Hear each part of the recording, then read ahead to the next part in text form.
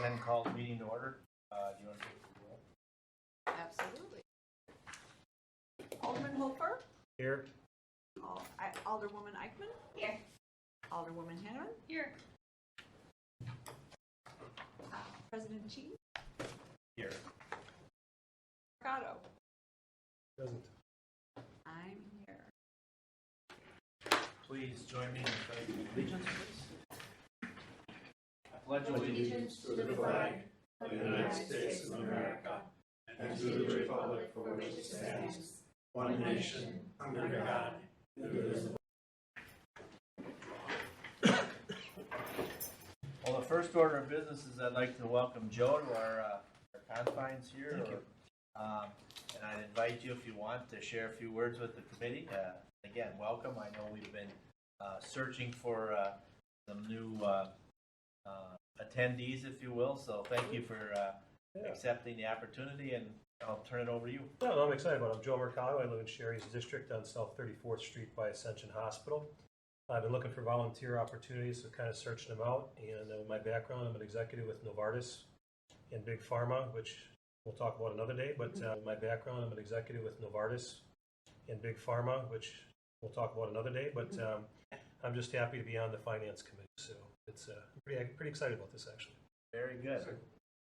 Well, welcome. Yeah. Well, I have two children, I'm single, they're both in college, so if you'd like to contribute to their college fund, that's great. They're both in college, so if you'd like to contribute to their college fund, that's great. I got my own. I was just going to say, and mine. Just wrote 2 checks for summer tuition a little bit ago, and I'm like, okay, that's enough of that. So, Oh, boy. anyways, yeah, so thank you. All right, thank you. Moving along, next item on our agenda is citizens' comments period. We have on our agenda is citizens' comments period. Do we have anybody that'd like to address the committee? Comments? Hearing none, we'll close the citizen comment period. Move on to article or agenda item number 3, and that should be approval of our meeting minutes dated May 20. Those are included in your package if you had a chance to look at them. If there's any comments or suggestions, otherwise we'll Move we approve as published. Second. We have a motion and a second. Any further discussion on that item? Hearing none. All those in favor? Aye. Thank you for that. As we have tonight, I think the presentation of some of our 2021 financial reporting, I think that's item number 5 on our agenda, and I'll turn it over to Denise and Peggy, and we've got some. So I'd like to introduce Jake Linnell. He is a principal with Clifton Larson Allen, and he is going to speak to the one-page document that is next year's seats, and it goes along with this fabulous packet that you received previously. All right. Thanks, Jake. Feel free, grab it if you want at the end of the table there. Sure. And join us. Will do. Thank you. Thank you for having me in to chat with you here just for a few minutes. I promise. I know it's a thick document, but hopefully this summary takes us through the highlights. But if there are, kind of chime in and we'll talk through those. Happy to be here representing CLA. I'm a principal in our Milwaukee office.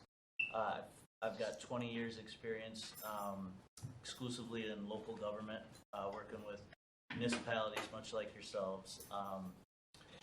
Working through auditing, budgeting, kind of really the gamut as it relates to financial reporting for municipalities. So that's kind of the background that I am in, and CLA as a whole, very much invested in the municipal reporting and municipal auditing business. We've got clients here in Wisconsin alone and 4,000 across the country. So this is our first year as your auditors. Although a lot of this looks a little bit familiar to me because about 6 years back we were in this role as well. So happy to be back. It's really just a one-page summary to kind of take you through a little bit of the required communications that we have as a result of the audit. And I did put a little bit of financial highlight information. I won't get too into the weeds there, but I did just want to highlight a couple of things. The first and foremost just being I just want to highlight a couple of things. The first and foremost just being our audit opinion. That's the first thing listed here on the agenda. It's noted there that it's an unmodified opinion, or what's commonly referred to as a clean opinion. So that's the highest level of assurance that commonly referred to as a clean opinion. So that's the highest level of assurance that as your auditors, we can provide you that those financial statements that are prepared using your management team's data are free of any kind of material misstatement. So that's a good thing. That's kind of like are free of any kind of material misstatement. So that's a good thing. That's kind of like the first kind of check mark to make to say, you know, the audit is complete, the opinion is unmodified, and those financial statements are free of any material misstatement. To be able, financial statements are free of any material misstatement. To be able to issue that opinion, really just a little bit of background on the things that we do. We're really doing things on a test basis as it relates to the financial information. So it's not, you know, auditing every single transaction. We're looking at the financial information. So it's not, you know, auditing every single transaction. We're looking at the controls and systems and processes we have in place to see that they're operating throughout the year, and then as well as those year-end balances, the things that you need to do to be able to close those books each year. We're performing testing over that on a sample basis to be able to issue that clean audit opinion, if you will. A little bit down the line here, I did have a few highlights from the financials. So these are directly from those detailed documents that you have. And as I touch on a couple of highlights that's related to, the one spot I'd point you to within that detailed documents, the MD&A, that's prepared by your management team and has a lot of good information as to comparative information, you know, changes from the prior year, things that kind of altered the operations, as well as some budgetary. I'll highlight a couple of things here as it relates to, I've got the general fund listed first. And the fourth column over in the numbers is a change in fund balance. So you see the increase fund balance of just under $700,000. That compares favorably to the budget that you had. You had reserve contingency in there as well. So that reserve contingency was not required. And in addition to that, you had some budgetary savings really driven from unfilled vacancies and some operational savings as well.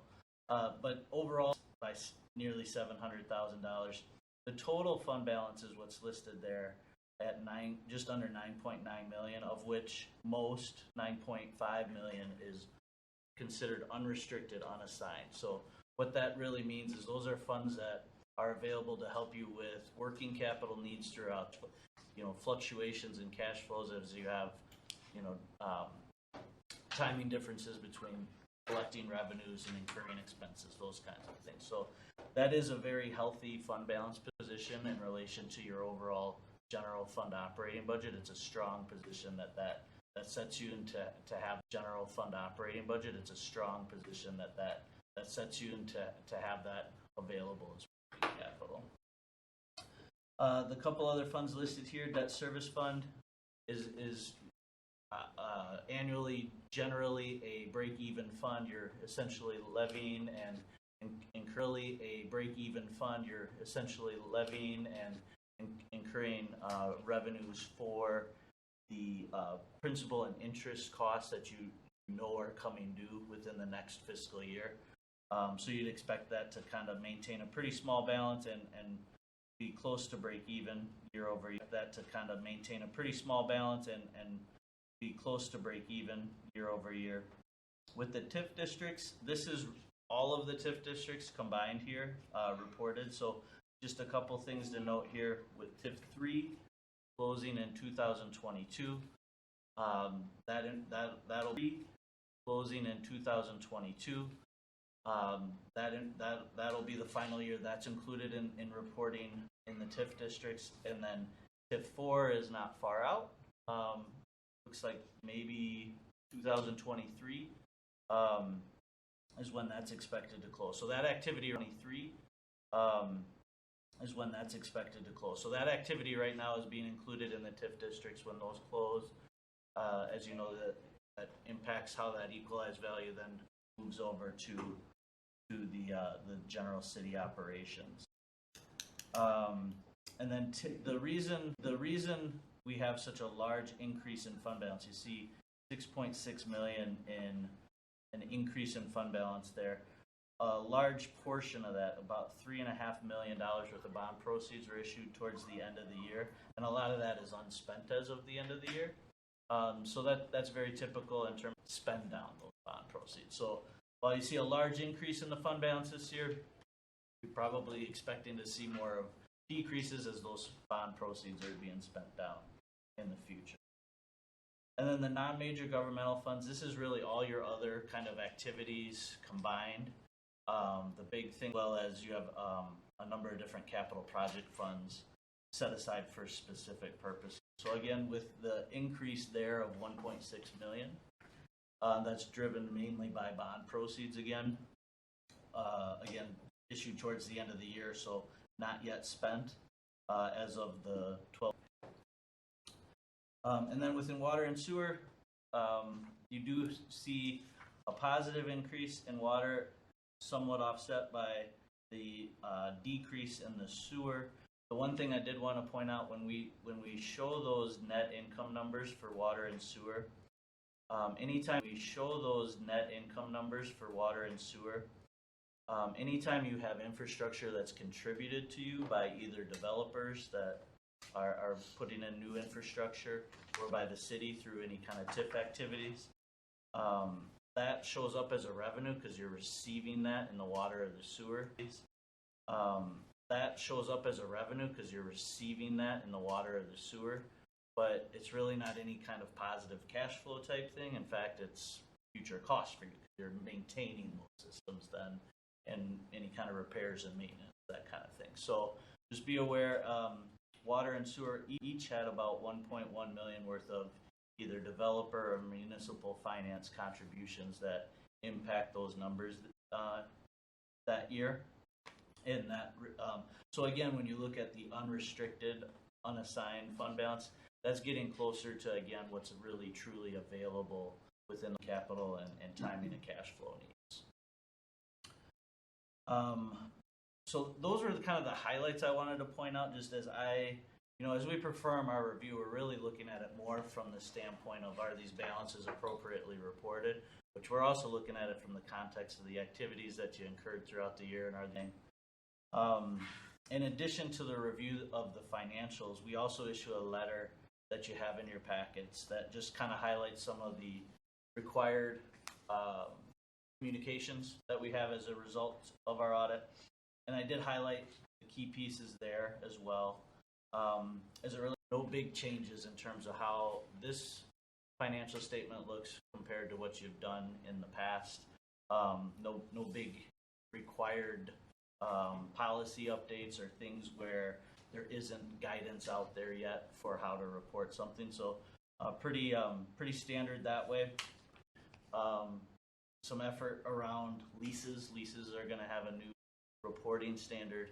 So that'll be something for us to work with your management team on to make sure we have squared away early. But this year was actually light as it relates to changes. We do note any that are included in the financial statements, or at least the significant ones. I won't go through those all in detail, but really what we're doing when we look at estimates that your management team are including, we're looking at the historical information that in the historical experience that you've had, as well as what we'd historical information that in the historical experience that you've had, as well as what we'd expect related to industry standards. As it relates to pension and OPEB estimates, those standards require you to get valuation reports every so often, and so we review those, see that they're being done in accordance with actuaries every so often, and so we review those, see that they're being done in accordance with actuarial standards, those kinds of things. So again, no changes or recommended differences as it relates to the estimates. Those are all appropriate and consistent with what we'd expect to see for municipal reporting. One, I think, very key piece of information here relates to this third column in here, misstatements. So if we had any adjustments as it relates to our work where we needed to we would report those to you as audit adjustments or as uncorrected adjustments, meaning they were small enough where you didn't have to update all the records, but here are some things that we found. And I'm happy to report here that we had no audit adjustments or no uncorrected adjustments. So really what that means throughout the year is consistent with what a third party is validating as part of the audit process. You're making decisions throughout the year based on financial information. It's important to know that that data is sound and that it's coming consistent with what then a third party is reviewing. So No adjustments? no adjustments. Yes. No material adjustments. There were a couple things, there was some accrued interest and some of those non-material things that simply slipped by us because we, but as far as the material thing, good. But as far as the material thing, good. So some small minor. Right. So because those are small, they don't go in the letter, but it is important to know that that information is consistent with what you're seeing at the end of the year. I think in the past, What you're seeing at the end of the year. I think in the past,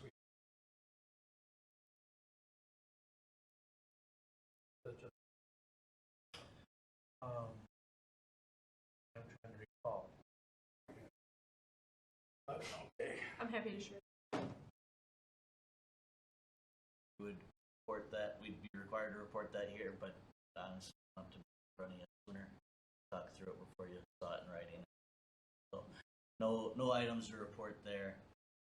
And actually, the bulk of the letter, it's a 10-page letter, and probably 7 pages of it is management accepting responsibility over the fight to the best of their knowledge, well, as it relates to the audit process. And those are really the required pieces of info that I wanted to share, as well as just a little bit of kind of context and commentary behind the 2021 information. Tried to keep it high level. More detailed questions. Anyone have any questions, comments for me? Yeah. Go ahead, John. Okay. Schedule C, I noticed comparing the last year, cash balance is up significantly. And I think that's because some of the taxes were transferred over.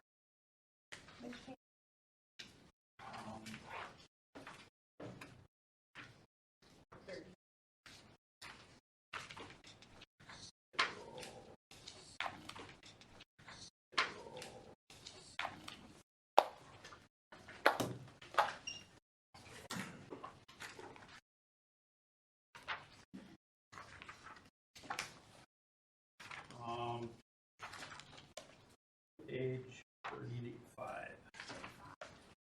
Page 35.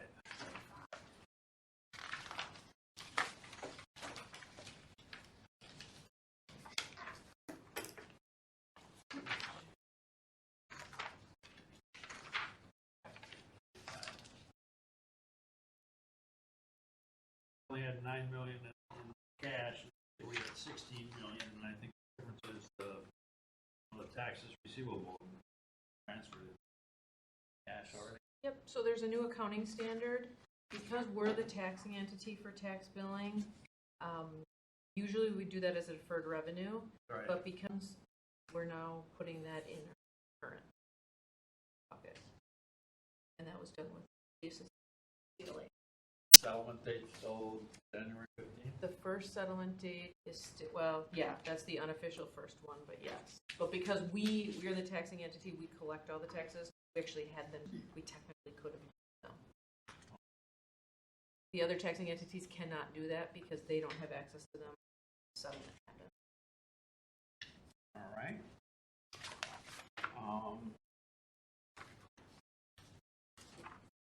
Page 3, I don't know if you want these 3, I don't know if you want these.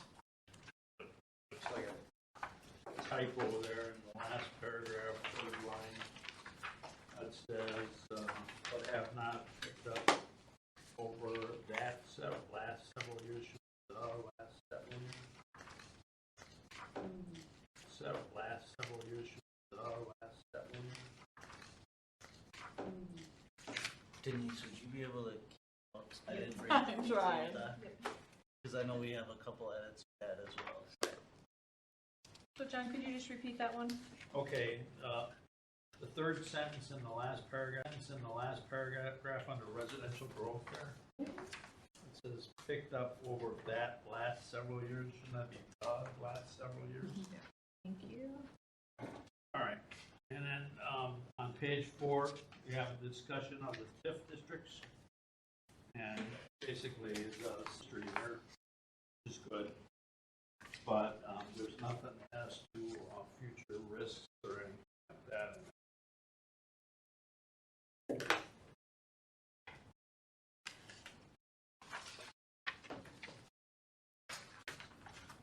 Speaking specifically of ballpark comment. The risk that would be noted would be a risk that we don't think we're going to collect, being that we already have shortfall payments in position and we're collecting on them.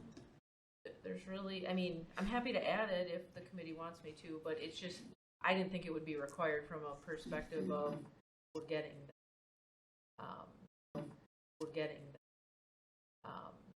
We also have some shortfall payments in TID number 6 as well. So I can certainly note those. Probably would be a good idea. It probably wouldn't hurt. Sure. Yeah, because otherwise There's still, otherwise there's still a lot of moving pieces there, yes, but erring on the side of transparency. exactly. I don't know, Jake, what kind of, you see that in other clients? Yeah, I mean, yeah, I mean, as Peggy noted, it's subjective in that it's a fine line between oversharing and that. You do have flexibility with that portion of the document, Right. To really highlight the things that you think are important. That would highlight the things that you think are important. That would, as a committee, if you're erring on the side of let's disclose more rather than less. My point of reference is an SEC document, the MD&A, discussing that kind of stuff. SEC document, the MD&A, discussing that kind of stuff. Not bad idea. Well, and you have some unusual scenarios. Right. Pandemic for 2 years, which kind of puts a big, carves out a piece and it starts affecting your timelines and due dates, closure dates, whatever. Okay, under organizational and service growth, this is just kind of a style thing. The starting sentences with numbers.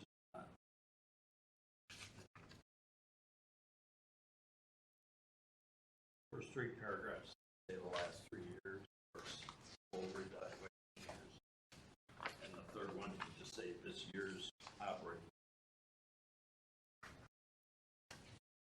Okay, I don't want to hog the whole thing. Anybody else got any other comments? I do.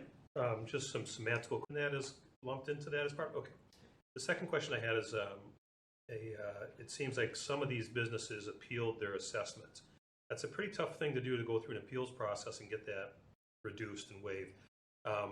Is there a committee for that the finance has representation on, or no? So, no, that review, they're actually meeting for the first time on August 18th. Okay. And so there's a formal statutory process that happens. Right now, we're in what's called the open book period. Okay. We just sent the notices out to anybody, any property owner, real or personal, who had property tax changes Okay. for 2022. And then they have a period of time, really it's a 2-hour requirement for 2022. And then they have a period of time, really it's a 2-hour requirement. Yeah. We have that happening on August 18th, but what we noticed is we have an open book period starting on July 10th, Okay. going all the way till August 18th. They have to get a notice to us least 48 hours before the first board of review. Okay. And that's a notice to us, at least 48 hours before the first board of review. Okay. And that's their objection form. Right. And then that board of review, who's overseen by one of the city attorneys, goes through again, the statutory Department of Okay. Revenue process, and then they make all their determinations. If that doesn't work, or if it gets waived into circuit court, there's a whole nother process that happens in the judicial system. Okay. A lot of those, like the Walmarts and Sam's and Yep. some of those Hampton, some of those bigger ones, those all typically get waived right into court, Yep. and then those happen over time. I think right now we're litigating one from Right, if there's any involvement in that I can be part of, would you please let me know? absolutely. Because, big corporations pay their share as well. Ballpark Commons, I was with Zimmerman when he was starting that whole project. Is that a land lease, just for my own knowledge, or does he own that property? He owns that property. But he bought it from the county, is that right?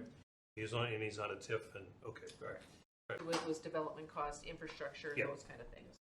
All right, okay, good. I'd like to talk to you, maybe someday we could just grab lunch and you could kind of, because I have some risk ideas on that we need to mitigate for the absolutely. future with his ideas. That's it, thank you. Okay, Exhibit H, page 35 and 36. Exhibit H, page 35 and 36. Says, with comparative information, December 31st, 2020, but there is no comparative information. I think that's just a format issue. We're still going through review. Okay. Still going through review. Okay.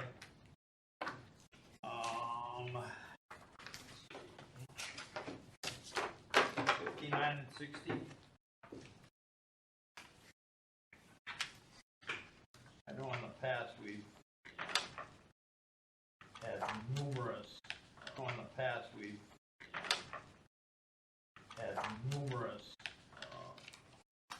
budget amendments that take care of these variances and that this year. We did. Got quite a few variants. Yeah. At the first meeting, the council did 2 rounds of budget transfers, but we did clear all of them up. So we can certainly talk to the auditor. Well, are these variances correct then? Part of, yeah.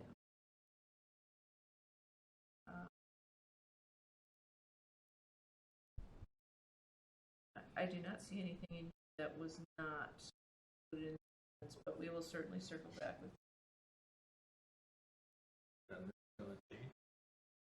Budget, we can make those updates, but. Oh, yeah, that would be.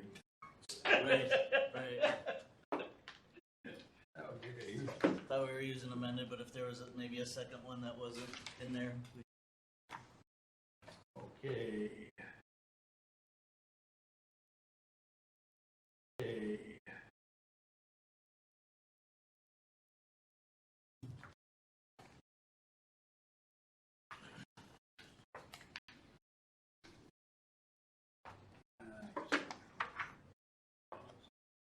Page 89.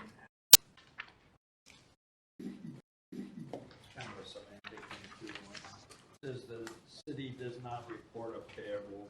I think we should say is the city does not have a payable.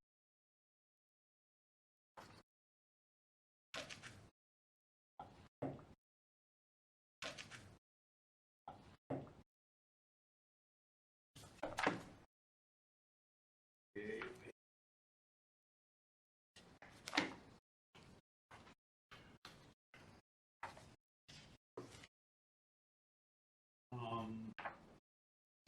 We noticed that Can you the tell us what page you're on? Huh? Can you tell us what page you're on?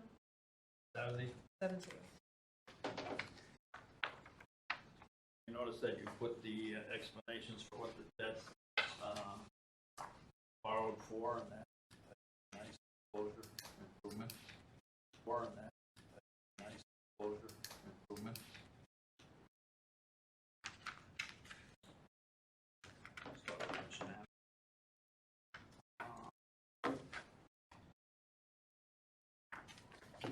Page 93.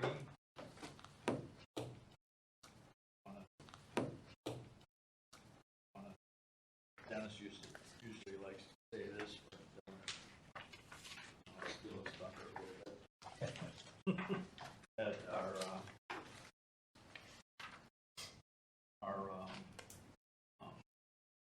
pension funding is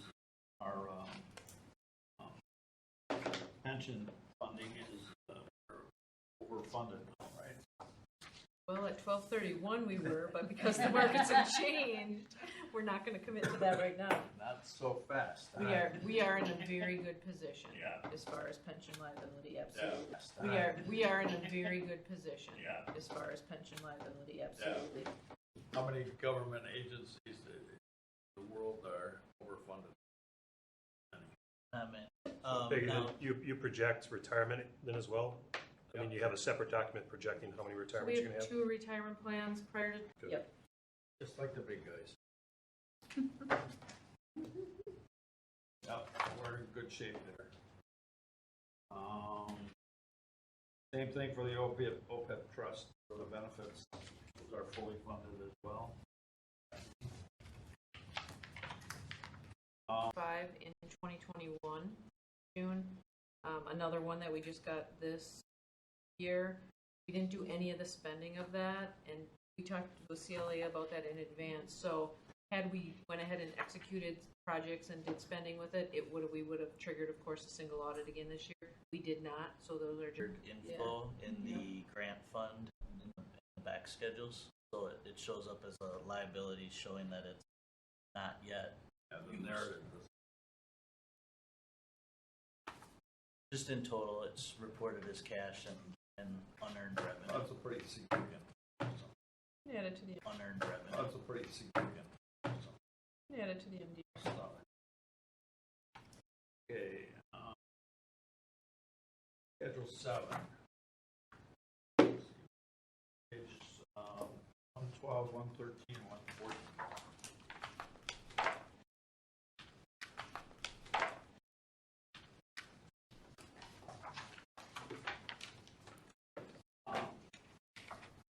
There again, we've got some significant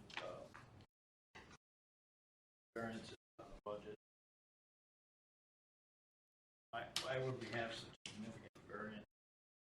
Why would we have such significant variance in capital outlay placement fund?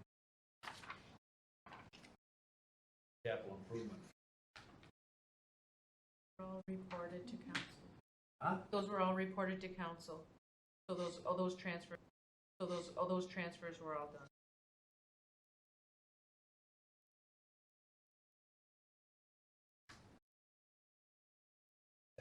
That a revised budget versus We'll have to look with. It says final budget. So this committee as well received all of those at the May meeting. Remember all those large sheets I gave you with all of the funds, capital funds, TIF funds, operating That's funds? why I was surprised were all to the see all variances. these variances. Yep, we'll review that with the auditor.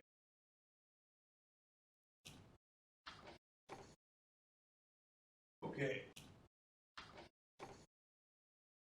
Okay, let's see what else I got. Page 118.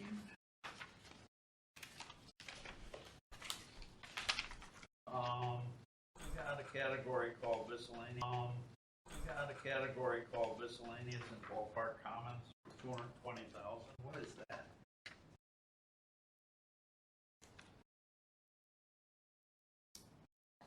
I'm not sure, but I will get you that in.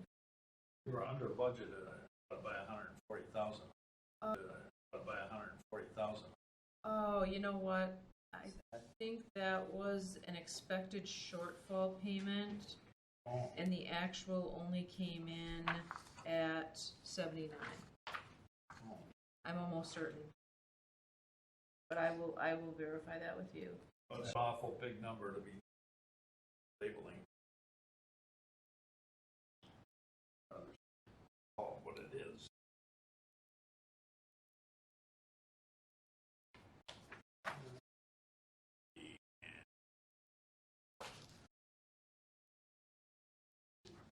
and they were required under that development agreement to create so much incremental value, and they didn't hit their mark.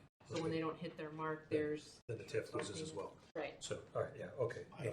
5G service. All right. And we audit them as well for their. Okay, and then, there's intergovernmental revenue, for $1.5 million. Is that a So the intergovernmental revenue on that one is a payment they made to the city in February of 2020. The city in February of 2022 that we were not expecting them to pay because they prepaid some of their mortgage. Oh, okay. So we can talk. I have a bunch of notes on the details on that when we talk about the TID reports, the TIF increment district reports, but we details on that when we talk about the TID reports, the TIF increment district reports, but we moved that from a deferred revenue up because of the unexpected, and there's a whole bunch on Vale Village. Mandel is no longer the owner of Vale Village, and did receive a large $4 million Right. did receive a large $4 million Right. But this is just one of those, and this is one of the reclass entries you're going to see as well on the audit. Okay, I think that's about it. So John, Yes. for the GFOA where we read those CAFRs for lots of stuff like you just mentioned, and I might need to sign you up for the program. I'm a former partner in Ernst & Young, so. Read a few of those. Huh? Yeah. Well, not necessarily these, I know. Hanging around with Mr. Chichi has converted me. I have one. I thought John had some sleepless nights that he was Fine. saving on the pharmacy costs, but whatever. Yeah. Thank you, John. Yes, Ed. One quick question from a procedure. This is your first one at least 6 years ago. Yeah. Did you find or have any suggestions of anything we might be able to do to make this go faster, smoother, better? You know, well, having people here is good. You know, you did have some, I think, you know, looking forward, will make things go more smoothly. We have talked through a few things where, you know, just in terms of, like, we're helping out with some of the prep on some of these financial reports and that kind of stuff to help improve efficiency that way as well. So a second year under everyone's belts is going to make things go more smoothly. But we did kind of touch on a few just kind of efficiency type things throughout the audit process to help with that as well, aside from just, you know, another year experience. That Us, as city staff, is going to be, they have really good perm file.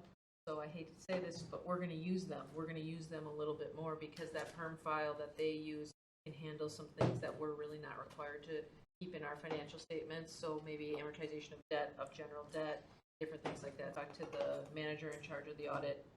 Mike was the person who was here during the audit. He talked about, you know, putting together the lists and the prepared by client lists, things like that. So we just want to be a little more inclusive. This city really does a pretty good job at keeping track of its finances throughout the year. When we get to year end, there's not a lot of work that needs to be done, seeing that during the year. So Mike had offered to put together that PBC list for us just to help us make sure that we're on board with that, and transitioning everything is going to help even more, but just regularly, it's already helping us. I realize they're relatively intense operations. Just that when I look at the amount of time,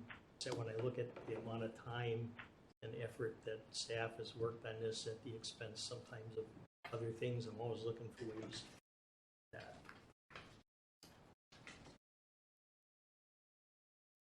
Any other comments? I'm doing one and I'm trying to page. I lost it.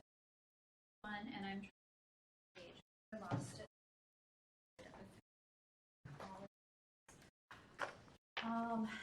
But it has to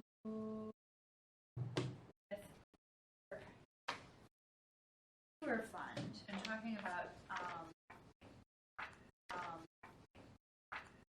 financing of the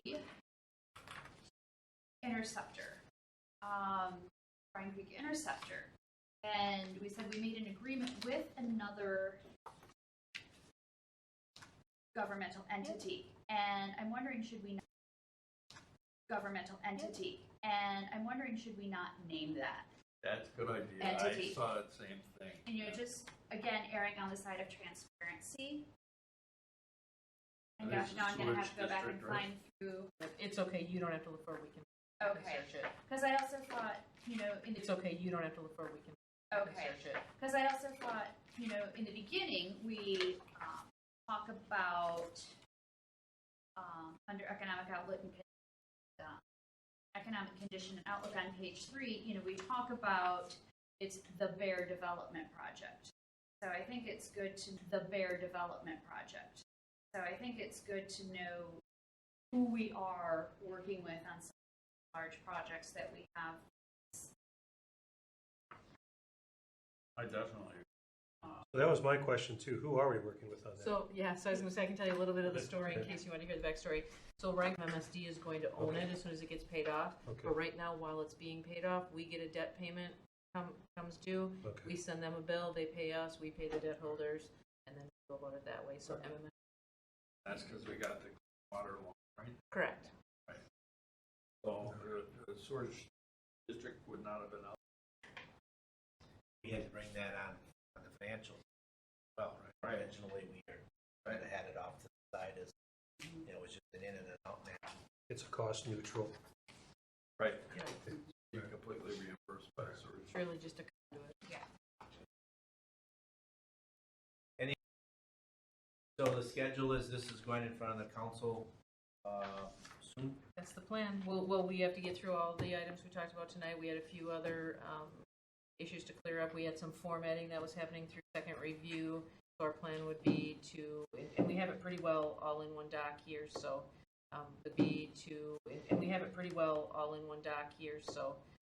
the goal is between now and Friday to get it all wrapped up, get it in front of the council, hopefully get it accepted on Tuesday the 19th. We have our CAFR award that is on July 30th. So again, we use that. We have our Tax 16 letter that the auditors have to complete. Although when we did the state report, we did all the review of that, so we should do that. So wrapped up very soon. We'll be distributing. There's a lot of regulatory entities we have to give our audit to. Other interested parties. We'll make sure that.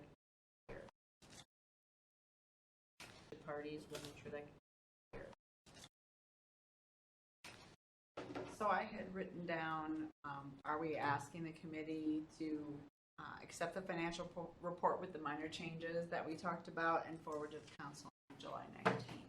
Yeah, typically, I think that's the action.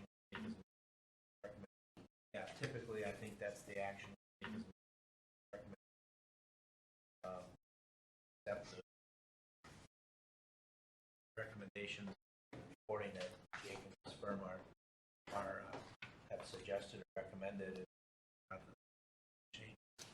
That would be made, so that's typically, I think, plan has been. So I think if there are no other questions for Jake or any other discussion points, that would be typically the motion. I will move to recommend acceptance of 2021 annual comprehensive financial report with technical corrections discussed herein. Second. We have a motion and a second. Any further discussion on the 2021 audited financial statements as they're presented with modifications to be made? Opposed? That motion carried. Well, Jake, thank you very much for taking the time out of your schedule, joining us. We always appreciate that. I'm sure this year, as you said, first time through, changeover in staff on our end and whatever, but hopefully that'll be a thing of the past. And the staff were really helpful to us. Obviously, we were going through a lot of changes, but they were pretty meticulous as they were going through things, and they were on site the entire time, which I think so we appreciate that. Excellent. Thank you very much. Have a great evening. Have a great rest of your night. Yep.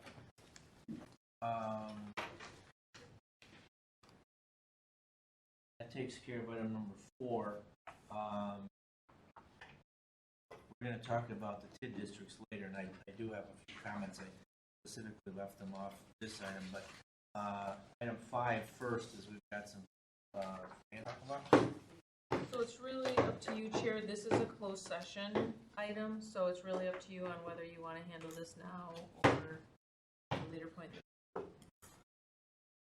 Oh, that's right. What's the pleasure of the committee? Should we move it to the end? Let's skip over item number 4 or 5, excuse me, and go on to item number 6. Talk about the districts and some of the 2020 reporting, and then what's going on currently as well. All right, so I am just going to word for word what we provided on the action sheet. Obviously, I spent a lot of time just now getting comfortable with the TIDs and the financials. Peggy has a whole lot more knowledge of what's in the TID, what's going on, what activities, how they're being, the plan is being progressing. So I will just mention that we have 6 TID districts. The oldest one was established 17 years ago. The newest one was just in the last 2 years.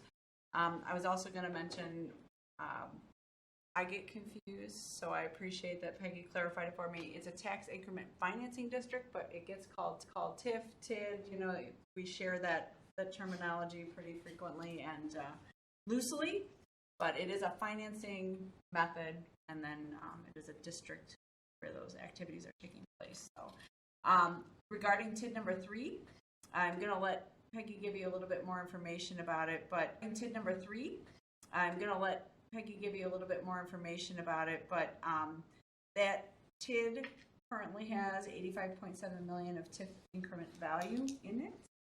And, the key that we talked about, and it's been mentioned a couple times already tonight, that it is closing. And it's been mentioned a couple times already tonight that it is closing. And we will be closing that 3 years earlier than anticipated or statutorily required, I should say. And I don't know, Peggy, if you want to talk about, Peggy had pulled together sort of a review or analysis or I know we've talked about this a couple times when we're looking at the closure, and really this committee's been planning for this closure for a number of years. This is just a one-page, I'm going to call it more of a layman's look at the TIDs. I know we have detailed schedules that give you a lot more information, but I think value started out as Denise just mentioned, the value in the TID. I ran out of time, so I wasn't able to fill that in, but we are going to be doing these one-pagers for each of our open TIDs, and you'll see where the increment value goes, what the tax rate is, of course, what the annual is, the increment value, and then the TIF increment amount is the taxes. So it just gets a little confusing on the language, but basically what I wanted to show you in this one is where we're sitting. Anything that you see in bold on that page, that's tied out right to the audits, right? Every year it gets tied out to the audits. Do have some costs and different things coming in 2022. When you see tax year versus collection year, tax year is always 1 year prior. So for example, the tax year of 2021 is included in the 2022 budget. So that collection year or budget year, that's the second year, that 22 budget. So that collection year or budget year, that's the second year, that's really the one we go by. So in 2021, we did collect, over $2 million in increment. We had some exempt computer aid and some personal property aid, both received from the Department of Revenue. Some other revenues, our debt service payments, expenses, the Department of Revenue.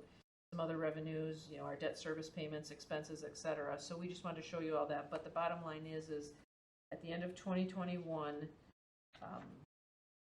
we had $297,000 to the good. After future debt service payments are made, we will still have future debt service payments are made, we will still have $297,000. That's our indication to close. So of course, in the beginning of 22, we went to the council and we said, hey, we want to close this TIF. Gave them all the information, and then we also spoke with the auditors about that because we do have some debt payments that are happening. And then We also spoke with the auditors about that because we do have some debt payments that are happening in 2023 that are going to have to be withheld, but that's all legal. We can do that through the Department of Revenue. It'll all get washed out in the audit. And then our estimate as of today is that we're going to have approximately $2.5 million to disperse to the taxing entities. Our portion of that, an estimate, is about $593,600. And that really is just based on when you get to the amount that's left over, it just works its way backwards from the 7 gets split based on the taxing in that year. The additional $700,000 gets taxed or gets split based on the taxes in the year prior, so the most recent taxing years. So that'll be closed in 2022. We'll withhold those funds. Just one mention really quickly of the DOT, that payable to the DOT that we had kept on the documentation that I provided from the DOT. They did tell us that they're almost certain that they're going to have zero amount owing or perhaps a small refund yet coming from them. Denise and I do both have notes on our calendars, so before that audit happens, we'll just make sure we get that confirmation from the DOT, because if we wouldn't, we'd want to hold that information, but we think that's going to be just fine. So again, we think the city's portion is going to be about $593,000. That's the remainder fund piece. The other part that is beneficial to the city is when a TID goes back on the tax roll, there's a calculation that's done as part of the levy limit. And so basically what the state says is they say it just automatically goes back to the taxpayers. You cannot increase your levy for it. But the other half through this formula can go as an addition to the tax roll. So that, whether the council uses it or not, is yet to be determined, but that's 0.92%, approximately $200,000. That'll go back, increase our levy. In fact, the other half of it will be at a reduction for our taxpayers. So that's the way the TID law works in the state, just to make sure that the city don't create TID after TID and not ever put it back on the general roll, because that's the goal of a TID. So that's kind of the rundown of TID 3. We're happy to answer any questions you have on that. I'm just thinking out loud here for a second, Peggy. Do the other taxing authorities, they don't track or monitor this, do they? Technically they don't, but I like to give them a little update. So when I was doing the year-end stuff, I gave them an update on where we were at. Sometimes you have a school district update. So when I was doing the year-end stuff, I gave them an update on where we were at. Sometimes you have a school district that'll be very involved in it, and they see it coming, and depending on when they get the year, it could affect their aides or not. So some of them tend to be really strategic. I've not had that happen in this city at all with any of the taxing entities,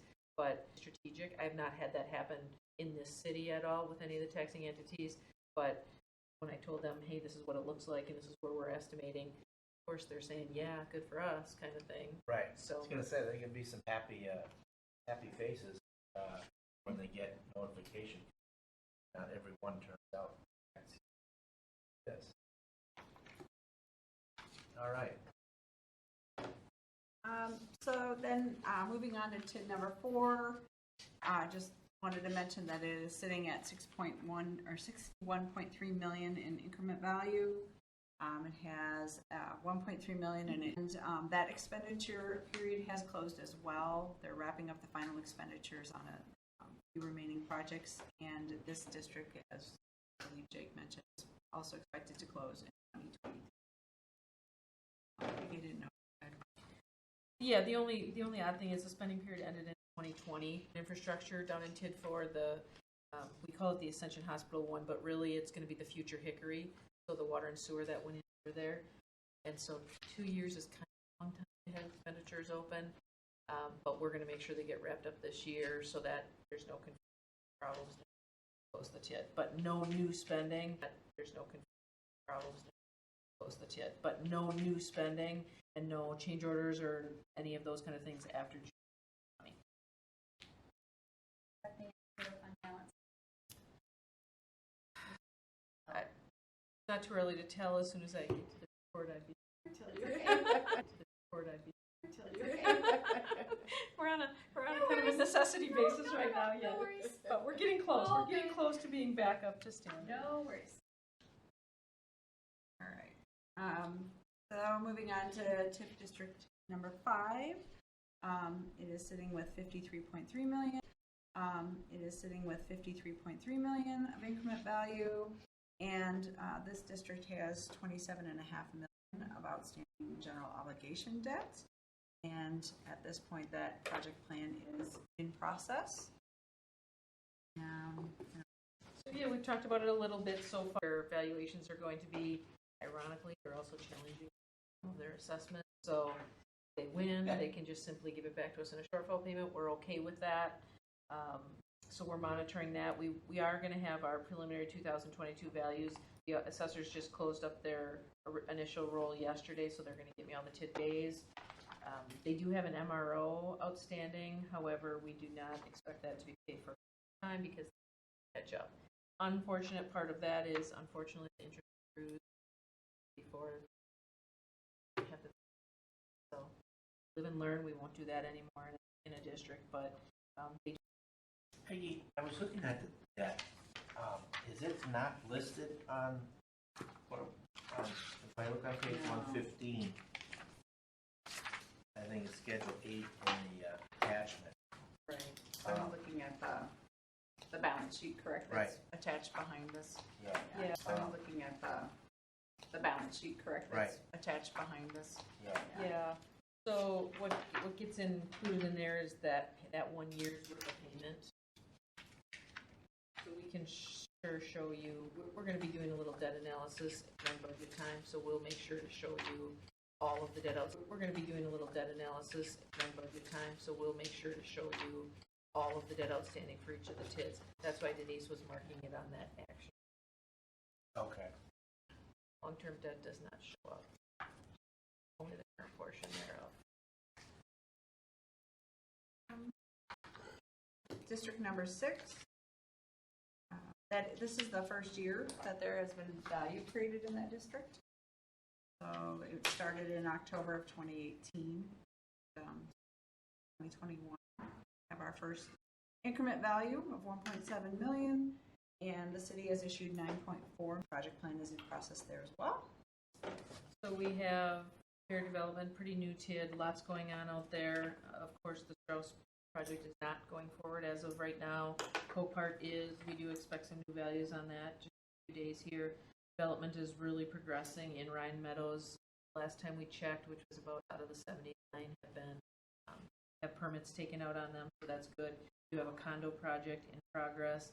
They have what's called Rise Development coming. Council just got a first look at they're looking for a TID agreement amendment because part of that Rise parcel, because of something we did, future development on half in and half out. Allowed by statute, so work through that process with them. But what I will tell you is this is another one, development agreement, favorable to the city. They have a $3.1 million MRO that they're going to be signing on to soon. Fortunately, the minute developers agreement calls for us not to have to pay them until our debt's paid off in 2034. So that's a long time for it to accrue. Amendments, that might be something I'll look at, but they also have what's called an expansion MRO. The original project plan called Copart, and the third one, for some reason, but what they're doing now with the condos and Rise, those aren't, the residential is the third one. Yeah, the third one, but the residential, as much as they have that going on, it doesn't contribute to their requirements. It doesn't contribute to their requirements, just the commercial, the Strauss and Copart. But anything they do additionally, as written in the agreement, they can get eligible project costs up to 60% of the TID increment, the remaining. So that's going to give council some pause. The remaining. So that's going to give council some pause in, it just depends what's brought forth as far as that goes. So we're on it, but he just needs to know that's not the most desirable development. Strauss stuff is guaranteed by Strauss. Strauss Stuff is guaranteed by Strauss. Strauss stuff is guaranteed by Strauss. Copart is guaranteed by them. Correct. So this year there was a $10.5 million guarantee, and those were covered. Next year it goes to $21 million. Those two will not cover it, but we believe that Bear will have enough. the way it looks right now, I believe that Bear will have enough. The way it looks right now, we believe that they'll have enough to cover it. Again, we're going to get the preliminary values in the next few days. There's nothing in the over the cross property. There is not. The litigation is still ongoing. And Strauss has not pulled their permit at all or has to give it back or anything, but they've told us right now that it's a check.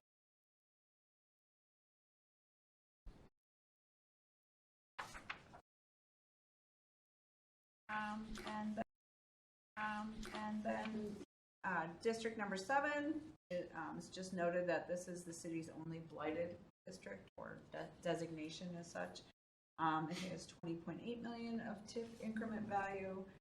There are 2 separate general obligation bonds totaling 5.1 million and another 1.5 million of an advance.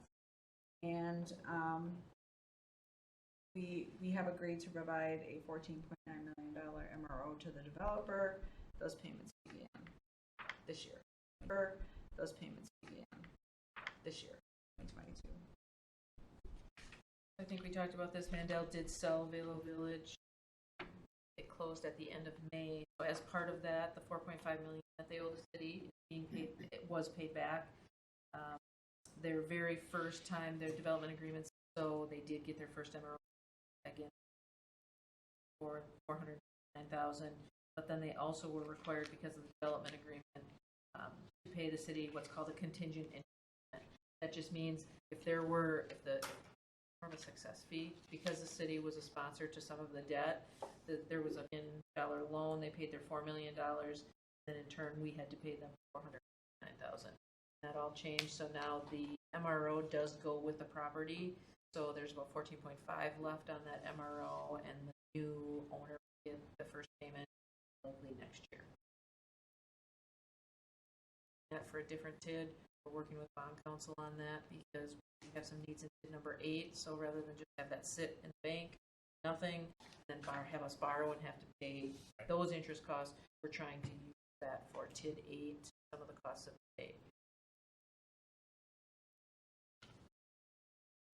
And speaking of TID 8, there's that district has 4.2 million of TIF increment, and it has 3.5 million of outstanding obligation.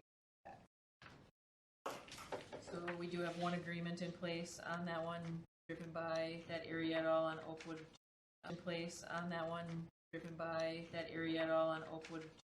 West of Oakwood and 27th. The Wangard building is going up pretty quickly. They started, council approved it the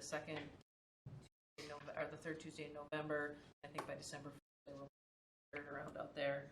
I understand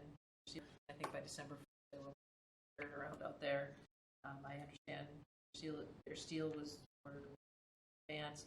So we do have that agreement in place. Part of that agreement requires us to build Hickory. That was what $3.5 million was borrowed for at the end of 2021. Contract was just let, so that'll be starting in earnest any day. We are planning for 2 additional agreements in the area. We hope to have them finalized in the future.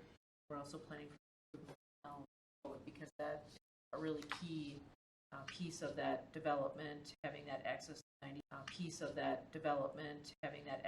94, and then whatever future development comes after that. So those are all in the works. One looks like it's taking off with kind of a bang. It is. So then attached behind here, we did pull the 2 pages from the CAFR, the audit report, to include, so you could see a balance sheet and an income statement for revenue and expenditure report. And then behind that are the annual reports that were required, revenue and expenditure report. And then behind that are the annual reports that were required by the state of Wisconsin, and those were submitted by July 1st as required. And so the action on this is we are asking for a motion recommending the common action on this is we are asking for a motion recommending the common council accept the 2021 TID annual reports as filed with the state of Wisconsin, Department of Revenue by the regulatory deadline of July 1st. So moved. A motion and a second on the tax and governmental finance district annual reports. Any further discussion or question? Hearing none, all those in favor? Aye. Opposed? That motion carries. We recommend that the council, since they're filed already, a little bit. That's right. We've been talking 2021. I think item 7 should be referenced in your packet. May numbers and Lisa, can you share some comments for us? Yes. Thank you. So this was my first look at the financial statements. So I focused on a few things. First, I just wanted to talk a little bit about cash and investments. And the total cash and investments in the governmental funds is $51.8 million as of the end of May. And that was an increase of $5.9 million over April. And as we've talked already, a big piece of that, or the reason for that, is the sale of Yellow Village. So we had cash come in related to that, and the payment, and pay off of their debt. On the chart below, I just wanted to mention that, it stood out.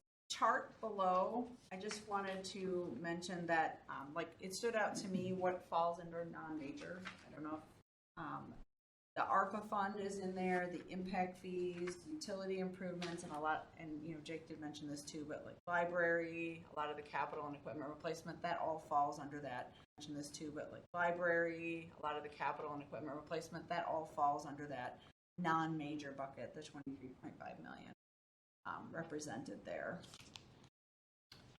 You said capital equipment, right? Yep, capital outlay and equipment replacement. Yep.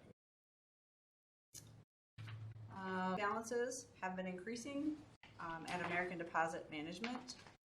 As of the end of May, the value there was $54.3 million. And you can, as I walked through this memo, I went through it in maybe importance order or what I thought were big items, but then I realized as I was going through that you jump all over in the financial statements back here. So I referenced the investment balances are coming from page 5 in your financial statements, that cash and investment summary. So my comments are coming from the numbers there. Recently, Peggy and I met with the representative at ADM. We'll be investing some funds in some CDs. We had some that matured, and we are reinvesting those. And the change in interest rate was very interesting. The previous, those that were maturing were between 0.3 and 0.6%, and we are ranging between 2.7 and 3, or between 0.3 and 0.6%, and we are ranging between 2.7 and 3.0 on those that we rolled over or reinvesting. So at least we're going to get a little bit more bang for our buck. The sure weren't paying much a year ago. What's the term on those? Sure weren't paying much a year ago. What's the term on those? The ones that we chose were 12 months. 12 months. Yeah, but there's 6. We have a lot of options, and so that was just it was some ARPA funds that aren't going to be needed. Then I moved on, just looking at landfill siting revenues.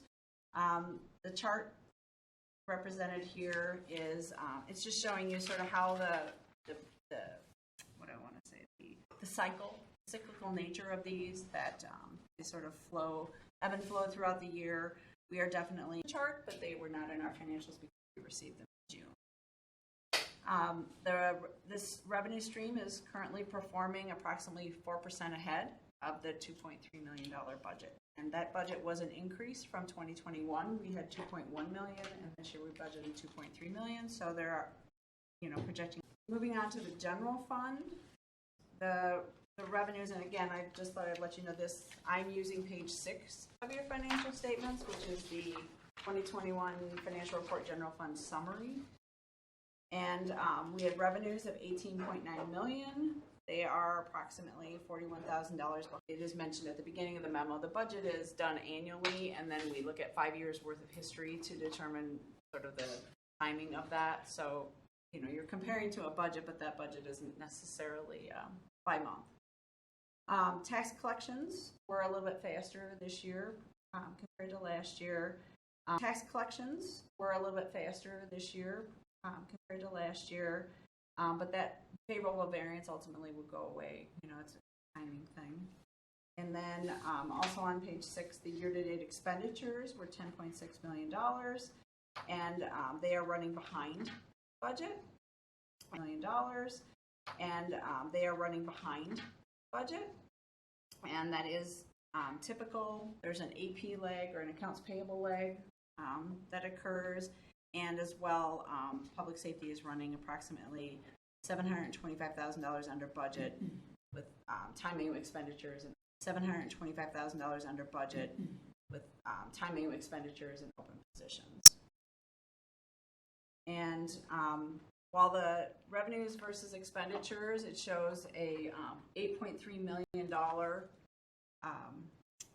surplus. Again, that's a tiny, it's a tiny surplus. Again, that's a tiny, it's a timing thing. We expect that will not end up that way.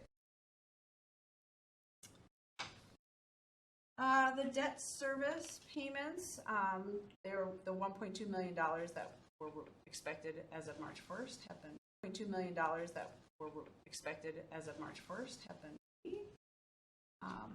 TIF districts, there's a summary page in your financial package on page 16 that sort of summarizes all the activity, and then each TIF is also represented individually. There was $4.7 million budgeted, and so far the bulk of the expenditures in the TIF districts were for debt service. The remainder is, and Peggy kind of alluded to this, is the activity that's going on in TIF number 8. And then I just, we've talked a lot about TIFs, I feel, but we'll be terminating in 2023. TIF district number 5 has $1.1 million of increment collected, and nearly all of that went to debt principal and interest. It has a fund balance of $464,000. $293,000, including interest, was paid. That district is reflecting a $340,000 deficit through May. TIF district number 7 had $431,000 of tax increment in 2022 and $77,000 of debt service increment in 2022 and $77,000 of debt service interest was paid. As mentioned previously, Beulah Village was sold, and we received that $4 million contingent interest payment. So that obviously had a very positive impact on payment.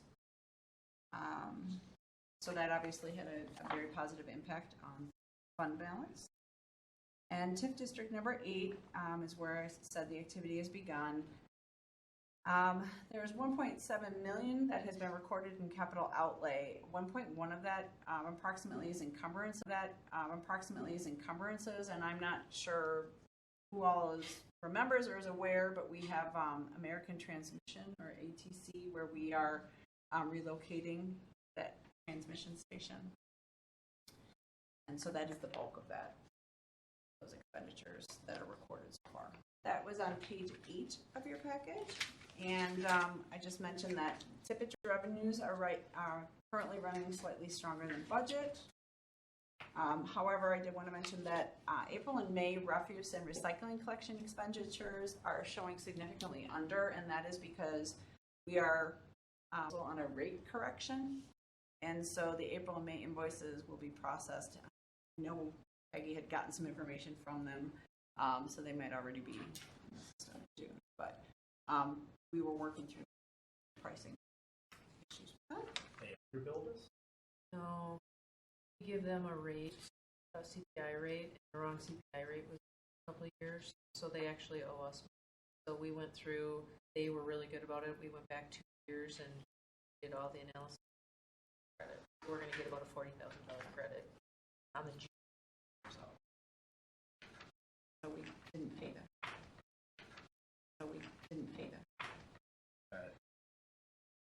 Then on the capital outlay fund on page 12, the financial statements, as I mentioned already, the May landfill siting resources across all capital funds were recorded in June. Resources across all capital funds were recorded in June, so that shows slightly under on the capital outlay fund.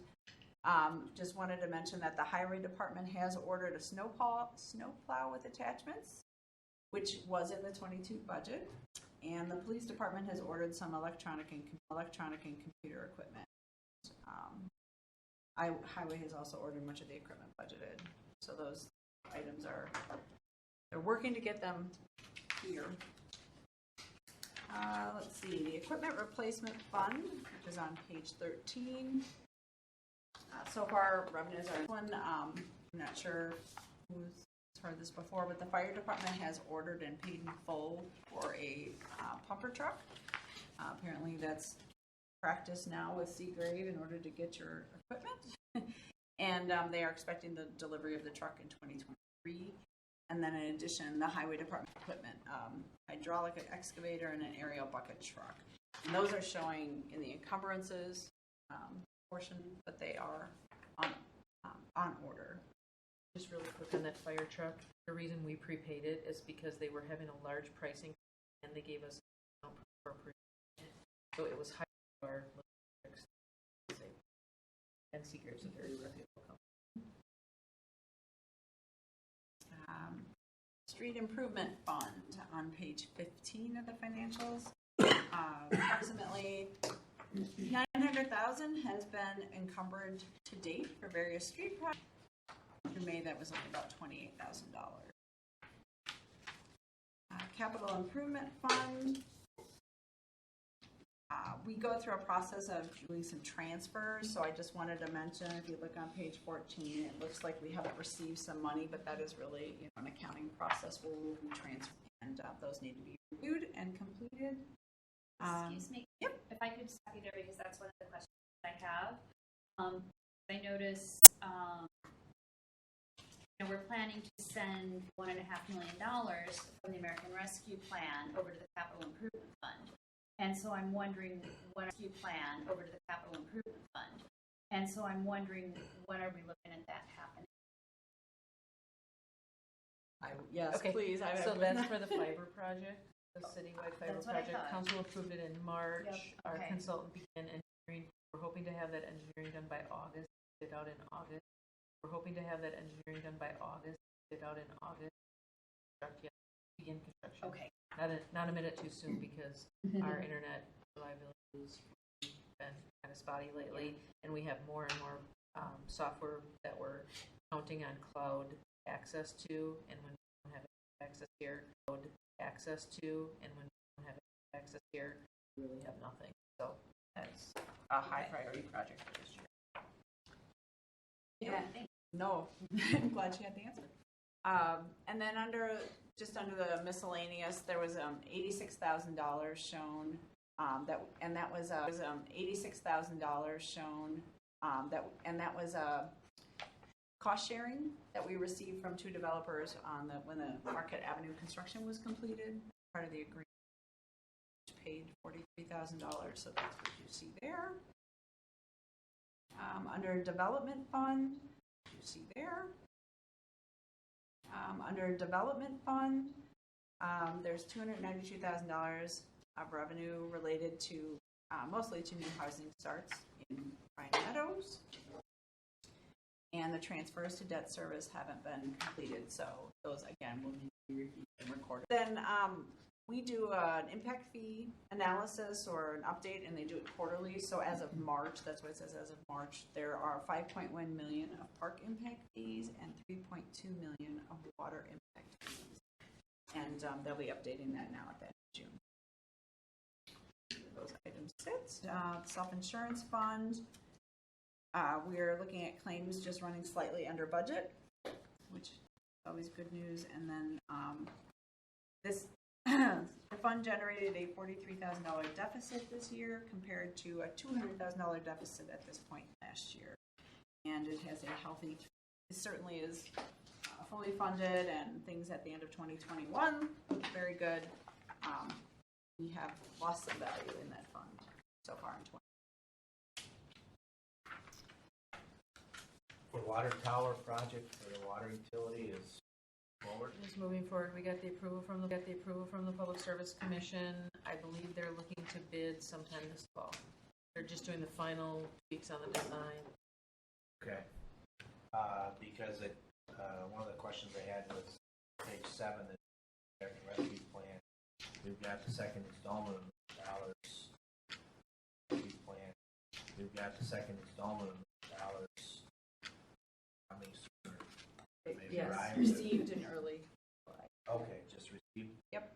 So the first major piece of that's going to be usage. Is going to be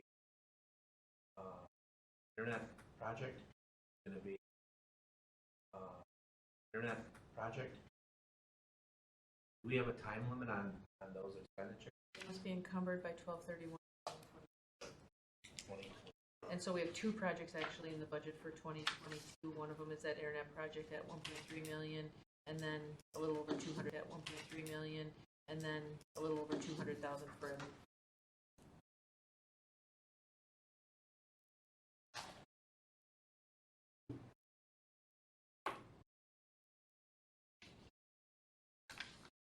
All right. Are there any other questions on the May financial report? Comments, anyone? Questions? Otherwise, typically we take a recommendation to accept these and forward them on to the council as well. Should move to accept and forward to the county council. Second. We have a motion and a second on the year-to-date financial statements for May 2022.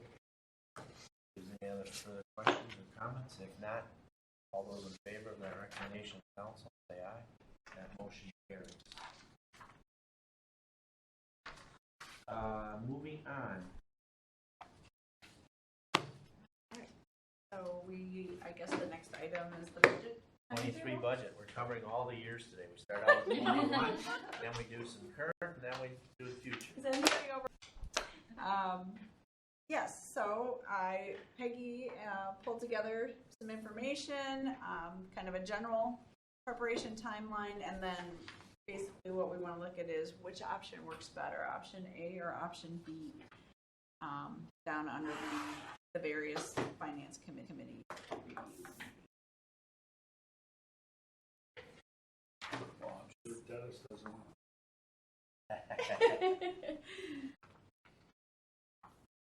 I'm personally fine with either of the schedules. I would just note that in option B, I would not be available for the special meeting, but I don't think that's necessary. Big deal. That may not be what happened. So it's not in stone. It just really depends. What we like to do is we like to have any adjustments that the finance committee recommends to the council and accepted before we do the publishing of the notice in our newspaper. So that's kind of the trigger for that. But we really can't do that until the committee gets done with it. It's a bit tight. And if we waited until the next council meeting, the committee gets done with it. It's a bit tight. And if we waited until the next council meeting, it would be too late to get that hearing. But that hearing notice doesn't require all final. It does not. Best available. Best available. I think in the past, if I understand it, I think version of making it get along changes. I think the most important part is if we don't get everything out, which has happened in past years, right at the beginning,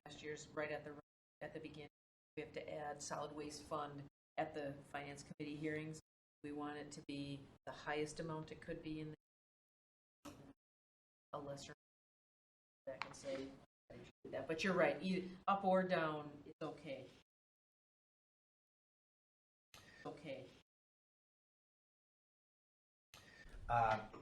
Joe, does your schedule permit this 4 p.m.? Yes. That seemed to work, I thought, quite well last year. I don't know what the I work from home, so yeah. reference the rest of the group is. So if that's the rest of the group is, so if that's doable, it makes sense. Sometimes they were 2-hour meetings, depending just what we had on the schedule. I mean, versus that works. Don't know.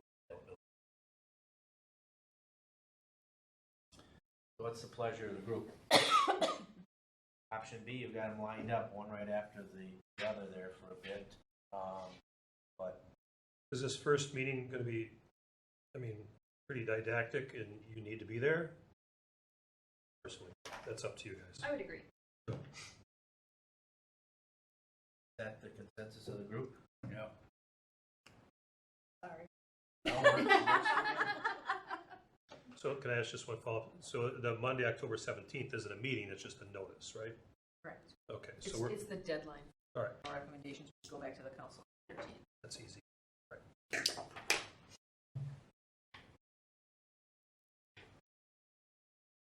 All right, I don't think we need a motion on that, do we? Just move forward, those will just be the dates that, at least from the majors, that was helpful. Yeah. I mean, That the year before. what? We did it this year. Yeah. I don't know if we had all of them, or we started out with some of the kind of quick ones on the agenda Yeah. first, and Yeah, left we the kind of quick ones on the agenda Yeah. first, and Yeah, left we the kinda- majors to the, those. We don't have everybody sitting there the entire time. I think what we did last year is the first meeting will come out, just Denise and I, and we'll give you the overview, the high level, kind of talk through any questions you might have. Then the departments would come in the second two meetings, talk through any questions you might have. Then the departments would come in the second two meetings, we'll split them as even. Yes. And then on the wrap up, I think we did the TIDs, the debt, some of the overview and final changes. Of course, we'll keep track of it. Yeah, I thought that worked.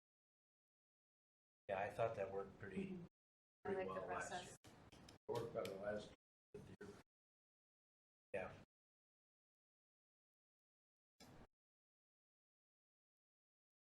All right. Anything else on planning for 2023?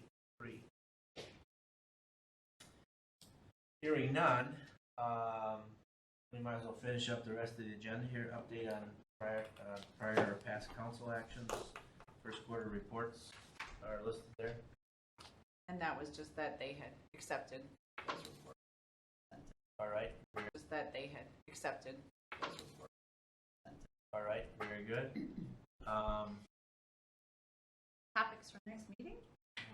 And we wanted to also discuss with you whether you wanted to have a meeting on the 28th of July. It would be 26th, I think. Was it 20th of July? It would be 26th, I think. Was it 26th? Scheduled, right? Sorry. Or at least that's what it shows here. That's all right. Yeah, 28th is. I wrote it down, that's Yeah. my fault. So we would have a June financial report, which is similar to what you just saw for May. And then probably similar to what you just saw for May.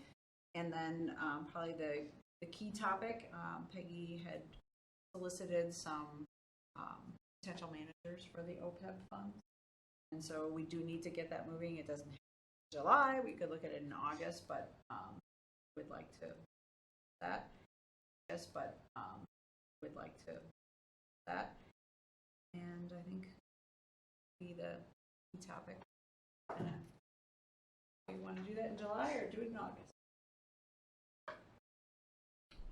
Where do we stand on the investment?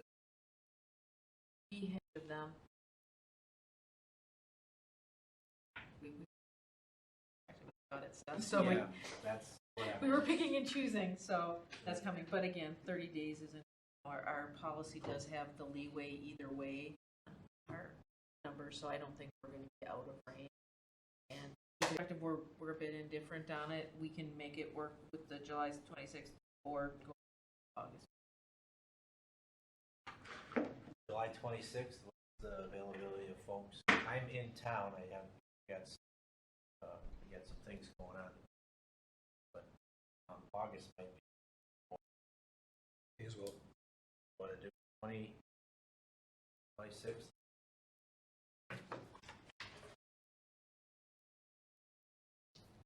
It'll be much lighter than tonight. Yeah, well, when we do the CAF or doc. And John, thank you for your input and going through it. I mean, Yes. but that's his background. He's been there, done that. That's what I think makes valuable to the types of courses that we use in needs.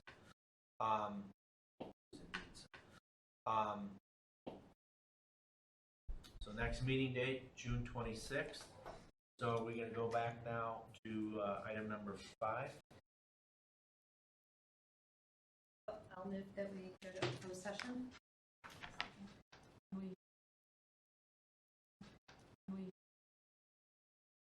Oh, I'm sorry. Should I do that? I'll do that. Financing plan discussion for impact fee related projects. The Finance Committee may enter closed session pursuant to Wisconsin statute, section 19.851, where deliberating or negotiating of public property, investing in public funds, conducting other specified public business, wherever competitive or bargaining reasons require a closed session, enter open session at the same place thereafter, act on such matters discussed therein as it is appropriate.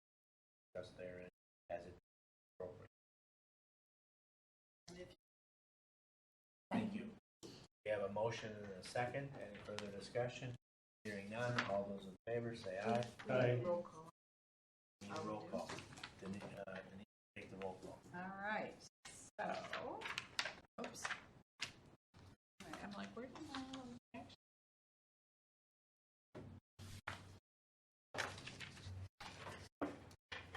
Alderman Hopfer. Aye. Alderwoman Eichmann. Aye. Alderwoman Hanneman. Aye.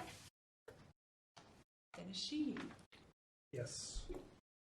That is it. You'll get the door, Peggy. We do have the next meeting date, then it's July 26th. Everybody mark the calendars accordingly. And then I think, unless there's anything else, we'll be accepting a motion to adjourn. Any further discussion? Hearing none. All those in favor? Aye. Motion carries. Thank you all.